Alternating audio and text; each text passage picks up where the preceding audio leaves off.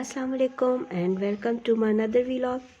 उम्मीद करती हूँ कि आप लोग ठीक होंगे और दुआ यही है कि अल्लाह पाक हम सबको अपने हिफ्ज़-ओ-अमान में रखे, आमीन सुम्मा आमीन।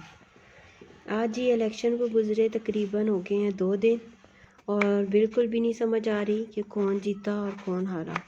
हमारे साथ तो बैड लक हुई कि हमें हमारा वोट ही नहीं कास्ट हो सका और अभी ये भी समझ नहीं आ रही कि जीत कौन रहा है, क्योंकि दिन के टाइम जो है वो और पार्टी जश्न मना रही होती है और रात के टाइम पे दूसरी है। जो भी जीते दुआ यही है कि अल्लाह ताला ऐसी पार्टी को हुकूमत दें जो अवाम और मुल्क दोनों के लिए बेहतर हो, आमीन सुम आमीन।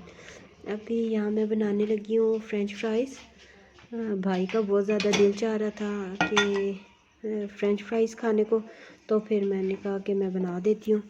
लेकिन जब मैं किचन में आई तो देखा ये छोटे छोटे आलू ही पड़े थे और फ्रेंच फ्राइज़ तो बड़े आलूओं के साथ आपको पता है ज़्यादा मज़ा आता है बनाने का, लेकिन उनका दिल चाह रहा था तो मैंने भी कहा खैर है कोई बात नहीं। मैंने 2-3 आलूओं के साथ बनाने लगी थी और ये मैं सिंपल तरीके से बनाए थे, क्योंकि वो छोटे थे तो इस वजह से कुछ इतना मज़े का, फिर जितना अच्छे आलू ना हो तो इतने अच्छे बनते नहीं हैं। तो मैंने सिंपल तरीके से वही आलू जो है वो काट लिए थे। फिर इसके बीच में मैंने कॉर्नफ्लोर डाल लिया था और फिर नमक और मिर्च सिंपल वो वाले डाल लिए थे।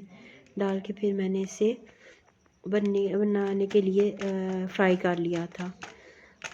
ये कॉर्नफ्लोर है और फिर इसके बाद मैंने नमक डाला,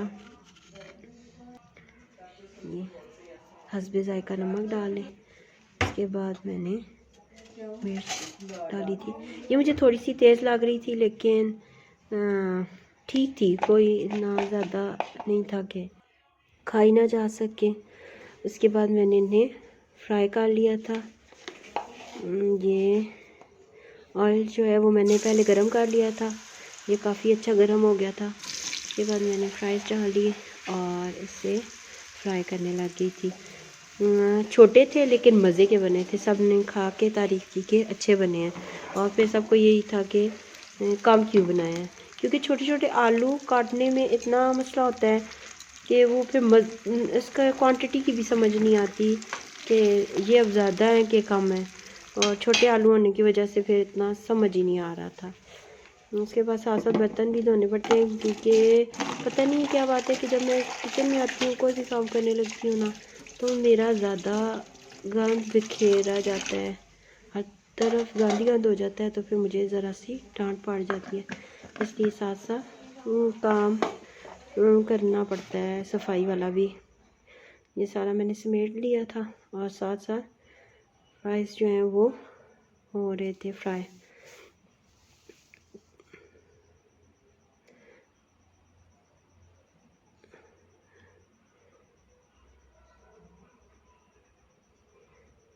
सारी चीज़ें समेटने के बाद आपसे बात एक शेयर करती हूँ। ये देखें जी, ये वाली एक चिड़िया है जिसने मेरे भाई को बहुत ज़्यादा तंग किया हुआ है। ये जब भी भाई ऑफिस से वापस आए या गाड़ी धुलवा के आते हैं ना तो ये आके इस साइड वाले मिरर पे बैठ जाती है। ये चाहे इस साइड पे गाड़ी खड़ी करें या इसकी साइड दूसरी तरफ हो, तो इसने बैठना इसी एक मिरर पे है।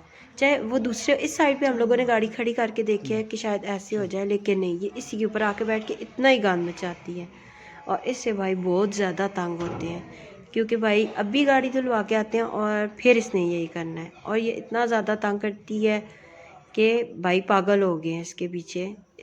समझ ही नहीं आती कि इसको क्या करें। खैर ये फ्राइज़ भी हमारे तैयार हो गए थे और ये मैंने निकाल के भाई को देने चली गई थी।